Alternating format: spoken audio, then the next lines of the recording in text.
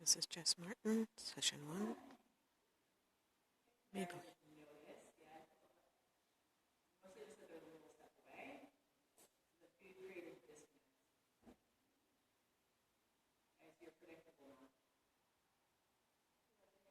You're just being predictable about setting the dog up and feeding. So make sure they're working for a bonus, not a paycheck. If they're working for a paycheck, as soon as they get paid, they commit. Yes, good. There you go. Okay, so notice that cookie equals distraction now. So you're so predictable in your reinforcement that she tunes out. So get her to do a little more work. So go towards her head. Yeah. And then just invite her to you. Yeah, good. Now get her to do some behaviors. So not directly, yeah, she expects she's going to get fed for that. So if you're going to, yeah, so get some behaviors. Good, so that's still using the reward. So you need to get rid of all your rewarding, right? So it's not that I don't reward, but it needs to be at a variable rate. Because otherwise, as soon as the dog doesn't have a cookie in front of their nose or a toy, they lose attention. So the attention part needs to be on me and not my stuff. This is really important to look at. That's right, go a little closer. Just come up. Yeah, and if you get her eye, it's okay. So if she pushes away like that, then it's a little too much pressure. Okay. So we're just going to go towards her eyes. Yes, there. Now move away, move away, move away. So then just walk towards her head a little bit. That was just a worry thing. Yeah, no, that was she doesn't know what to do. So she's yes. Okay.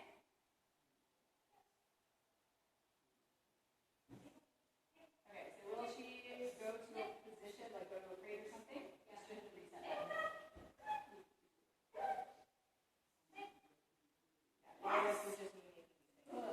Alright, so let's hit the reset button for a moment. And that's okay. So if I get to the point of no return when it comes to focus, and that happens where I just can't get them back, they can't connect with me, that's fine, that's just feedback. So I take them to a position where I know that they can go, which crates work great for this for a lot of dogs. Yeah. And then as I come back out, so now the dog's refocused on me, what we need to do, though, I'll explain it while she's in there, because part of that was me explaining you having to think about me, which is why we lost connection. So what we have to make sure is that you're not rewarding the dog at the same time interval all the time. So if the dog comes up and sits and I give a cookie, I'm developing a paycheck. So imagine that your boss gave you a raise in your paycheck, right? So that they increased your salary, and then a week later, they decided to bump you down back to that same salary. How would you feel about that? Like, hey, I'm not working for you anymore. I'm going to go get a job somewhere else. Now imagine the same amount of money was given to you as a bonus. How do you now feel about that? You need to train with as bonuses, not as paychecks, which means your consistency needs to be variable.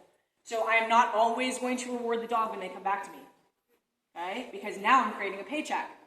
So then I pay them, and if I don't, they leave because they're going to go try and find a job somewhere else that actually pays better, okay? So what I want is when the dog comes back to me, we engage together. So we do behaviors, right? The dog, I just get excited and get silly and get my dog to jump up on me. But I'm not always reinforcing at the same thing. So we get very stuck in one behavior equals cookie, or coming back equals cookie. Coming back just means connect with me. So sometimes I'll reinforce it, sometimes I'll ask you to sit, sometimes I'll ask you to do 5 different things, and you create variable behavior chains. So when the dog comes to you, they're willing to offer you a lot of things for the hope of maybe I'll get a bonus. Does that make sense? Does that make sense, everyone?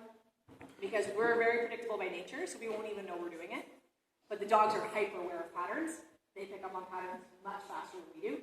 By the time we realize they have a pattern, we've been doing it for months usually. Okay? So what I would do with her is, as she comes here, get some behaviors, and you're not obligated to pay her for that. Right? It can channel it into the sequence. So sometimes I'll reinforce, sometimes I'll go forward. I am never going to feed, and make sure everyone pays attention to this, I'm never going to reward the dog and then start something. Because they're in a state of, I'm done, I'm finished, I got paid. And now you're saying, by the way, refocus. You lose their focus when you feed them. Okay? For a split second. So what I'm going to do is make sure after I feed, I reconnect the dog. It could just be a hand touch. It could be just inviting the dog into me. When the dog's reconnected, then I'll start the sequence. So I'm not going to go from, because we saw how many times, and most dogs will do this. And if you're not sure, try feeding your dog and then not asking them to do something, and often they'll leave. Because they think they're done. Right? So feed them, invite, so I always move the dog towards me so that they learn when I feed you, what's the next thing you do? Come close. connect, reconnect. Not, I feed you, and then I look where I'm going next, and the dog goes elsewhere. Okay? So you can use behaviors like jumping up, spinning, whatever she knows. Doesn't matter what it is, just use tricks. Okay? I like tricks for this. Get multiple variables of those, so different numbers of them, and you can channel that into your sequence to help her reconnect. If anything goes wrong, I do the same thing. So if, let's say she ran by a jump, I'm going to invite, always inviting to me. So if you don't know what to do, come to me, not away from me, and then give her things to do. But I'm just not going to be that predictable. Sometimes I can reinforce for coming directly to me, but most times I'm rewarding something else. So sit down, hand touch, spin, whatever the dog likes to do. And the reason I'm doing that is because in a trial situation, you don't have food. So if the dog disconnects, they have to reconnect to you, not to your cookie, and not to your toy, right? So we need the connection to be on us so that you don't get stuck needing those rewards, right? I always use rewards to work with my dogs, but it's not the reason they focus on me, all right? So all of my rewarding is just feeding into that reconnect. So that way, no matter what happens on course, whether it's a dog who goes off course, takes bar down, gets distracted by ring crew, judge, whatever, that they feel okay reconnecting back to me just because it's me. Just because I'm offering that, right? And then we get the relationship, and soon the dog will do that by themselves. So when my dog doesn't know what to do, they just reconnect back to me automatically, and then I don't have to facilitate it. In the beginning, we have to facilitate it. Okay, so let's try it again. Yep, if they do that, I just put them back in. And then I just go, okay, so I missed body signals there. Which is fine. Yep.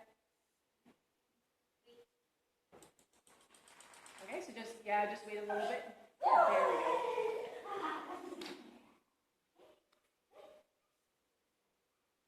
Just send her back in. Yeah. There you go. Good, so a little more invite because you put all your pressure cues on and she responded appropriately by moving away. So there too, so pressure cues all went on, dog left. Okay, so eyes, chest, feet towards the dog says move away from my space. Invite. Back up, pull to you. Yes. So send her back to the crate because now she's getting into that, I don't know what to do. So I'm just going to hit the reset button. And you can actually reinforce her for going to the crate this time. Just because you're learning at the same time. And so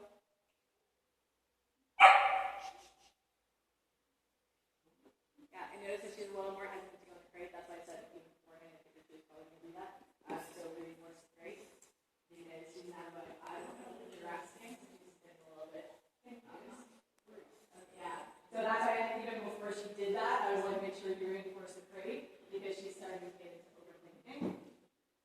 So when you invite into your space, eyes, chest, and feet always moving away. So it looks like this.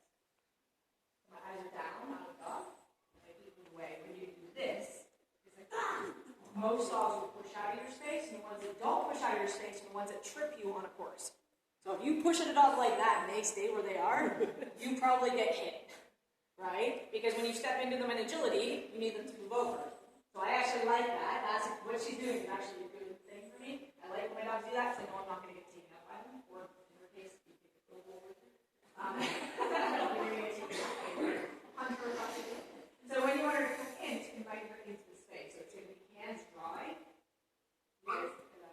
eyes down, set back. Girl.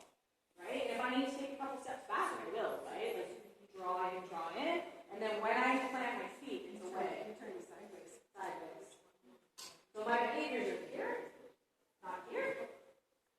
This for most dogs will then create, you feel my chest is pointing on the ground? That's the pressure space. I'm saying move back. So when I push here, even doing this stuff, most dogs will back up right to that edge of the bubble.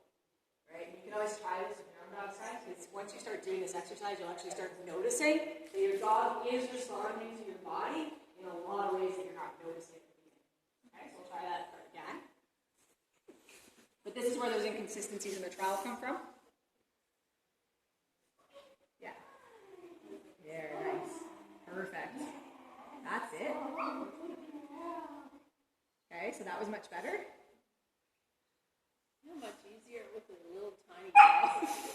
In some ways not, because you have to bend over to get to them. So therefore, yeah, but therefore you're being So just move towards her eye level, or eye contact a little bit, just so you can get her eye. And then just see if you can draw, so pressure off, yeah.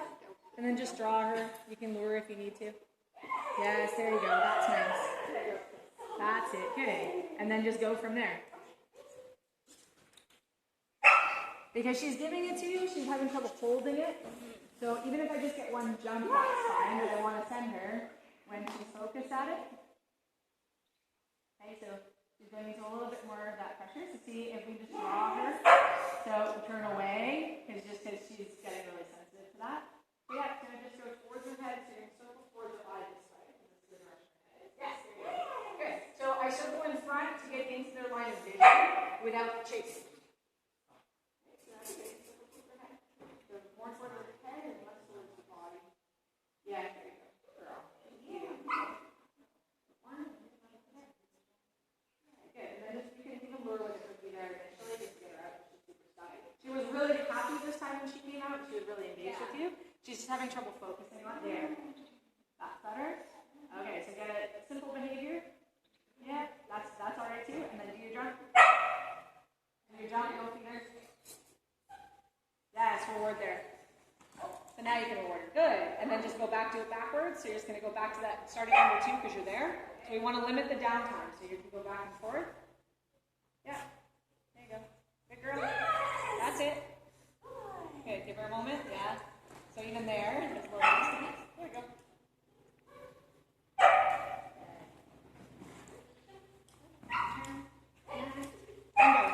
Nice. Yeah. Good girl. Very nice. Good girl. Good. Good. There you go. And then see if you can disconnect her from the toy for a moment, get a behavior, and then connect to the toy. So what's happening? Yes, good. And now play. Yes, good girl. So she's relying on the food and the toy for connection. So that's why every time you stop playing or feeding, she leaves. Right? What you start doing is just putting those little gaps in. So yeah, we'll reconnect there. Because this was good. Notice when she was doing the sequence, the obstacles connected her, because the obstacle is acting as your food or toy. The obstacles have value. So when you're doing this sequence, once you get her started, right? So what's happening is the obstacle while you're running her, your emotion and the obstacle value is acting like a treat or a toy.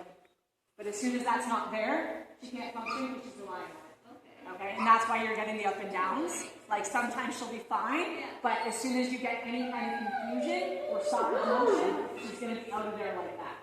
Does that make sense? Is that kind of what she does? Yeah. So if the course goes smoothly and the two of you are like running, she'll be fine.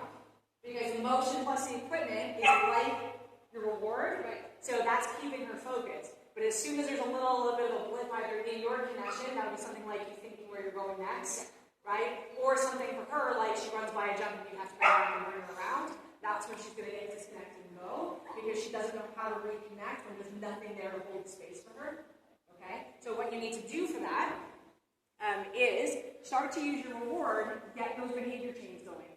So I'm going to tug, take the toy away, get more behaviors in between before I go back to rewarding. So the dog's doing more and more stuff in between. So I'm fading that reward later in the sequence. Right? So no more, like my experienced dogs don't get fed here. Like ever. Right? So when I'm reinforcing, unless I'm training a new behavior, I'm not feeding the start line. I actually never feed the start line. So I've never gone back and rewarded my dog for staying. I don't ever do that. That's another topic.